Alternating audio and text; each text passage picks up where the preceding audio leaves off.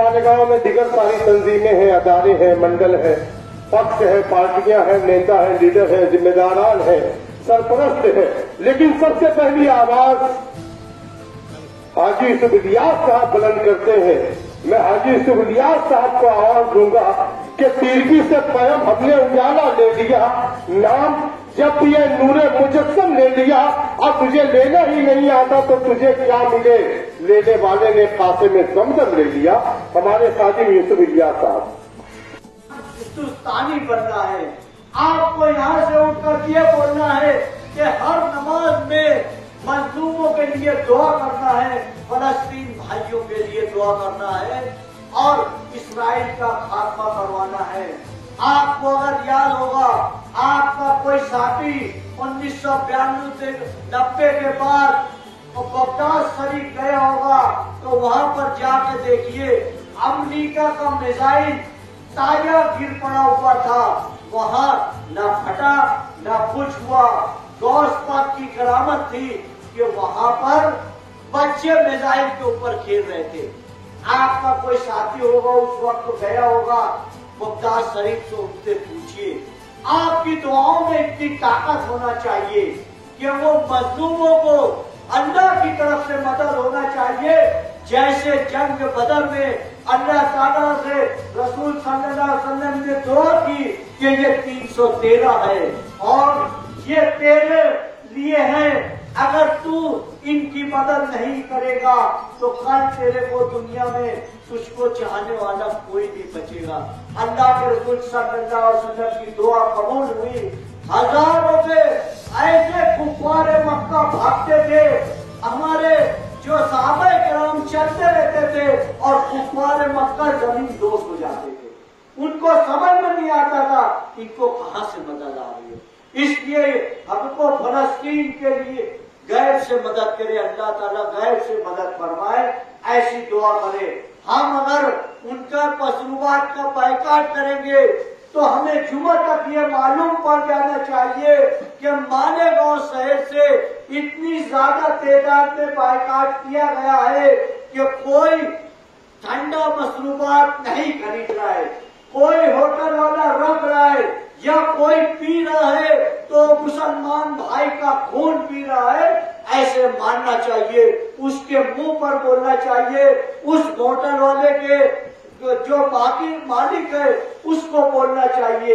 अगर हम यहाँ इतनी ज्यादा बातें करने के बाद घर जाकर सो गए, कल अपने कामों में लग गए, तो कल आखिरत के दिन अल्लाह ताला आपको माफ नहीं करेगा। हमारे बंदों के ऊपर जुल्म हो रहा था, तुम क्या कर रहे थे? आप देखिए बड़ी बड़ी सल्तनतें खत्म हो गई, उन्होंने जुल्म किया, फिरौन को खत्म कर दिया गया, अब्राहम को खत्म कर दिया गया, कोई नहीं बचा। अब्राहम को सिर्फ एक मच्छर उसके दिमाग में घुस गया था, अल्लाह ताला से जंग करने की बात करता था, अल्लाह ताला ने उसको बोला कि एक मच्छर से तो जो लड़ लो, फिर अल्लाह से लड़ना, ऐसा मिसाल दिया था। मेरी गुजारिश यही है, अभी हमारे सदर साहब इसका तजवीज पेश करेंगे, हमें जुम्मा के दिन कौन कौन सा एहतजाज करना है, किस तरह से एहतजाज करना है, कैसे वहां पहुंचना है। अपना अभी कोविड का जमाना चल रहा है, नहीं तो हम बड़े जुलूस का ऐलान करते, हम जुलूस तो नहीं कर रहे हैं, मगर जो भी एहतजाज करेंगे, जो भी मेमोरेंडम देना है, सरकार हमारी बातें अक़वाम मुत्तहिदा तक पहुंचाए और ये जुल्म को रोके। ये जुल्म को नहीं रोकेंगे तो कल हमारे ऊपर भी जुल्म होगा तो अल्लाह ताला हम पर रहम नहीं फरमाएगा। इसलिए हम दुआ भी करेंगे, एहतजाज भी करेंगे और सब कुछ करने के बाद अगर ये लगा ये ताकत हमारी कम पड़ रही है तो इससे सख्त एहतजाज करेंगे, चाहे कोरोना की बीमारी हो या नहीं हो। हमारा अगर ऐलान होगा तो हम केस बनाने के लिए वे तैयार रहेंगे, मगर एहतजाज सख्त करेंगे इंशाअल्लाह ताला। वाखिरु दावाना अल्हम्दुलिल्लाहि रब्बिल आलमीन। अगर हम ये देखें कि सबसे ज्यादा असर अंदाज कौन सा काम हो सकता है जो उनके खिलाफ कर जाए, तो उसमें जो चंद बातें आती हैं, सबसे पहली बात और सबसे बड़ी बात यह है कि معاشی طور پر ان کا بائیکاٹ کیا جائے.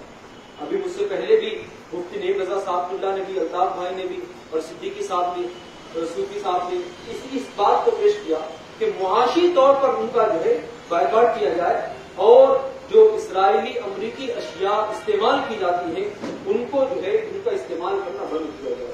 جب تک ہم معاشی طور پر ان کو نقصان نہیں پہنچائیں گے تب تک جا کر کے ان پر کوئی اثر نہیں ہوگا.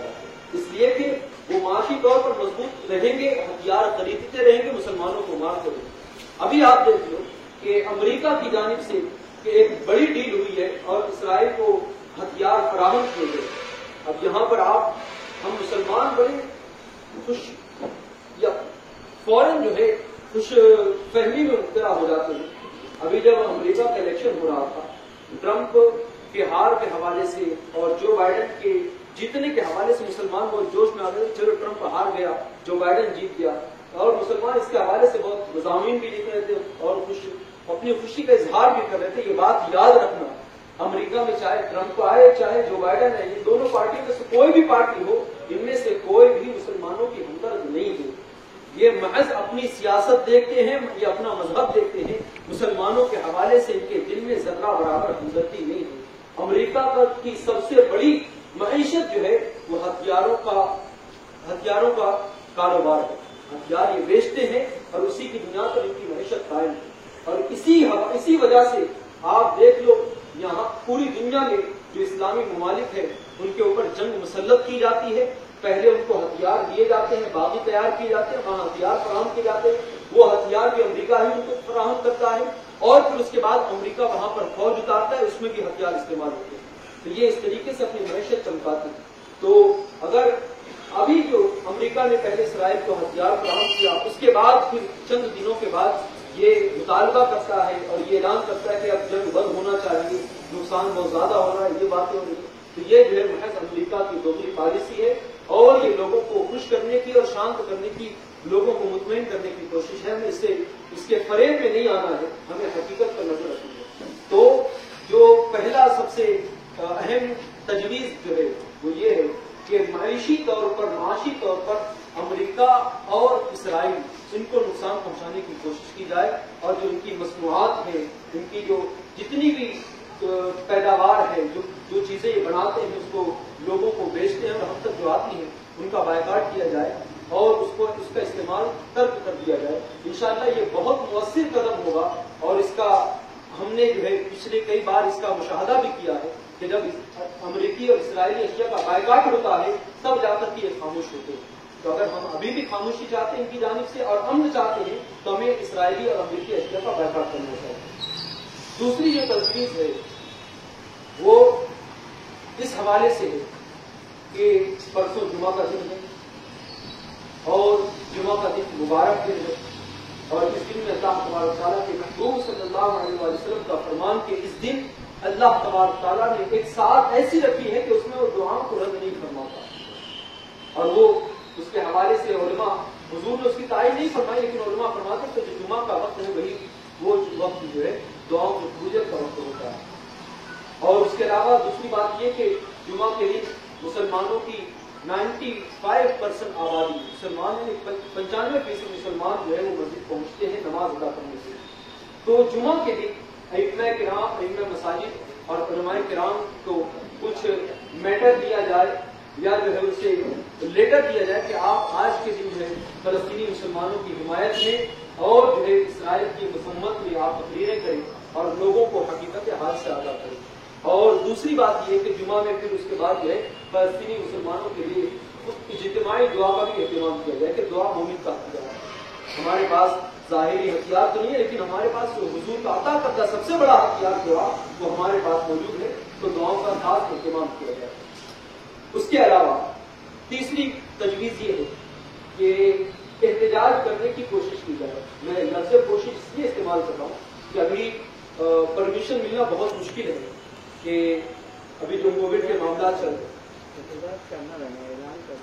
جی، تو حاجی صاحب کریں کہ پرمیشن ملے چاہے نہ ملے ہم احتجاج کریں گے، یہ اچھی بات ہے.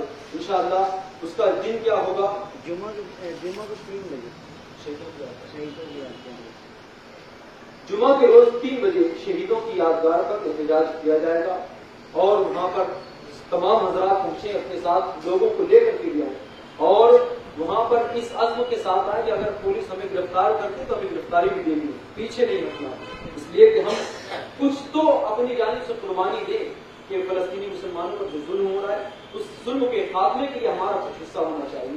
तो जुमा के रोज 3 बजे आप हजरात से गुजारिश है कि आप हजरात हम इसराइली और अमरीकी अशिया और मशरूबात का बाइकाट करने के लिए लोगों को कहा गया है और जिन दुकानों में और जिन होटलों पर है वो लाकर शहीदों की यादगार पर जुमा के दिन लाकर उसको फेंक दिया जाए और तमाम होटलों और दुकानों से गुजारिश की जाती है कि वो कभी ना ऐसे मशरूबात रखें, अपने दिल में इसराइली और अमेरिका की चीज़ों का बाइकाट हमेशा ध्यान रखें, ताकि अल्लाह ने कहा है कि यहूदी और इसराइल आपके कभी दोस्त नहीं हो सकते। जब अल्लाह की बात आई है तो आप लोग अपने दिमाग और दिल में ये रखें, इनकी कोई चीज़ ना खरीदें ना बेचने के लिए लाएं। और दूसरी चीज़, जुमा के दिन तमाम मसाजिद से ये ऐलान किया जाए और आइम्मा मसाजिद ये तकरीरें करें कि फ़लस्तीनी मुसलमानों की हिफाजत के लिए दुआ की जाए, इसराइल की बमबारी की मज़म्मत की जाए, ऐसी तकरीर की जाए और फ़लस्तीन मुसलमानों के लिए दुआ करें कि अल्लाह ताला उनको गैब से मदद फरमाए। और जुमा के दिन ही 3 बजे शहीदों की यादगार के पास जमा होकर एक एहतजाजी मुजाहरा करना है, वहीं पर लाकर तमाम मशरूबात को फेंका जाए और परमिशन मिले या ना मिले एहतजाज होगा। नंबर 4, हिंदुस्तान में मौजूदा तमाम मुस्लिम ममालिक के सफ़ीरों को एक एहतजाजी लेटर ख़त रवाना करें और ये मुतालबा करें कि इसराइल से अपने ताल्लुकात को ख़त्म कर दें।